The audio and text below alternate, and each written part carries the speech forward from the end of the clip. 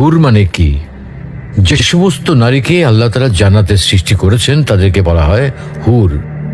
জান্নাতের রমণীদের আল্লাহ তাআলা জান্নাতি পুরুষদের জন্য উপহার হিসেবে রেখেছেন। আল্লাহ তাআলা তাদেরকে জান্নাত প্রাপ্ত পুরুষদের সাথে বিয়ে দেবেন, ফলে তারা স্বামী স্ত্রী হিসেবে চিরকালের জন্য জান্নাতে বসবাস করতে থাকবে। মহান আল্লাহ বলেন, كذلك وزوجناهم بحور عين। আর আমি তাদেরকে বড় চোখ বিশিষ্ট হুরদের সাথে বিয়ে দেব। জান্নাতের হুর হবে চিরকুমারী ও সমবয়সের প্রেম সোহাগিনী। জান্নাতের একজন হুর যদি দুনিয়ায় একবার দৃষ্টি দিত, তাহলে আকাশ ও জমিনের মধ্যবর্তী স্থান সুবাসে ভরে যেত। পূর্ব পশ্চিম প্রান্তকে তথা সমগ্র পৃথিবীটাকে সুসজ্জিত করে দিত। প্রতিটি চোখ সব জিনিস থেকে দৃষ্টি ফিরিয়ে তার দিকে চেয়ে থাকত এবং সৃষ্টিকুল আল্লাহর প্রশংসা ও বড়ত্ব বর্ণনা করত। জান্নাতি পুরুষেরা যখনই তাদের দিকে তাকাবে, আনন্দে মন ভরে যাবে। যখন কথা বলবে, ছন্দময় মিষ্টি কথা দ্বারা হৃদয় ভরে দেবে।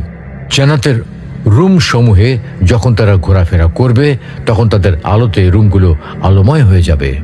জান্নাতের অধিবাসী নারী পুরুষগণ হবে একই বয়সের পরিপূর্ণ যুবক যুবতী।